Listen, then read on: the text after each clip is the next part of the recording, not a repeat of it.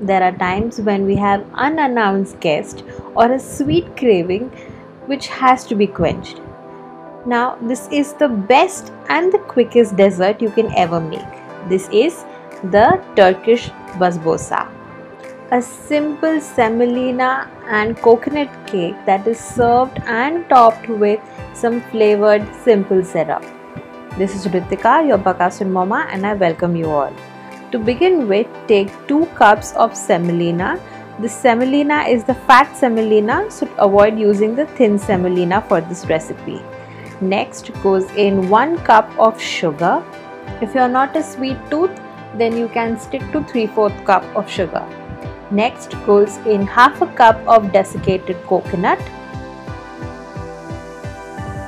half a teaspoon of baking soda. Next goes in 1 cup of whole milk. I would also keep aside about 3 to 4 tablespoons of milk. Add it accordingly, looking at the texture of the mixture. Mix all the ingredients well. We need to have the texture of wet breadcrumbs, and this is the correct texture that we are looking for. So if you feel your mixture is dry, add in the 2-3 tablespoons of milk that we have saved aside. I added 2 tablespoons of milk more, and you can see the consistency has been better. We are going to keep this aside for about 20 minutes odd and leave the semolina and the sugar to get mixed very well. The semolina is going to fluff up and be ready to be baked. After 20 minutes, I have removed the lid and see my semolina is nicely soaked up and no sugar granules are left. There are no granules of sugar. My sugar is completely dissolved into the mixture. And now this mixture is ready to be baked. Preheat your oven on 160 degrees Celsius and keep it ready as we're going to bake this. I have taken a square shaped baking tray and I'm going to grease this with some ghee. You can use oil instead of ghee, but ghee will give you an extra nice flavor to this dish. Grease your pan's corners and the sides as well. This little step is going to help you get the perfect squared basbousa. Pour in your semolina mix and give a very flat shape. It needs to have an even layer on the base. Once you have the base flat, we're just going to give some cuts with our knife. Now this is not going to stay permanent, but we are going to make these cuts prominent when it's baked. These cuts are going to help us know where are we supposed to place our garnishing. Make the cuts evenly as much as possible. Next, we're going to garnish this with some mixed nuts. Now I'm using mixed nuts, but you can also use almonds, you can use only pistachios. I'm using a mix of walnut, pistachios and almonds. Garnish all the squares that we have created with those mixed nuts or the nuts of your choice. Now this goes straight into our preheated oven for 30 minutes at 180 degrees Celsius. I have baked my basbousa and it's out of the oven.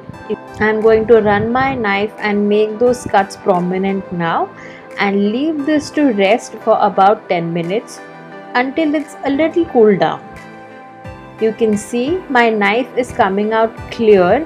That means the basbousa is cooked thoroughly. While our basbousa is cooling down, let's make the simple syrup. For this, I'm going to take a pan in which I'm going to add 3/4 cup of water and 3/4 cup of sugar. I'm also going to season this with some cardamom and 2 pieces of clove. I'm also going to add a pinch of saffron.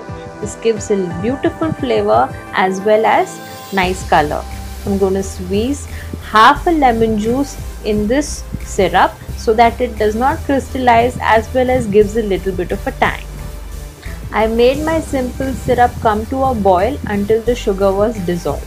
My simple syrup is ready and flavorful. I'm going to add this on top of my basbousa, all corners and the center, dripping it very well and spreading it evenly. After pouring the syrup, I'm going to let my basbousa sit for a while. This is going to help my basbosa to absorb all the liquid that we added and be a little moist and soft in texture. If you are patient enough, then you can leave a little bit longer and add the entire syrup. I have saved some syrup aside so that I can add it when I'm serving. You can see the basbosa is ready and it's soft inside and has a crunchy texture outside. I love the crunchy texture of basbosa, but if you're not a fan of a crunchy cake, then go ahead and bake it a little less time for about 20 minutes. I've served my basbosa on a plate and I'm going to drizzle it a little more of that syrup that we had made. This is going to make it more moist and more flavorful. You can make your basbosa in many different flavors. I'm just going to add some pistachios on top and serve it. If you have to add many more flavors, then just replace the cardamom with some orange blossom, or you could add some rose syrup or even vanilla essence. A little history about basbosa. Basbosa is a traditional dish that came from Ottoman, which originated from Turkey. They used to cut this into diamond shapes and used to serve them with some soaked almonds which are peeled off. So if you liked my recipe, then do hit the like and subscribe button. Thank you for watching. This is your Bakasur Mama signing off.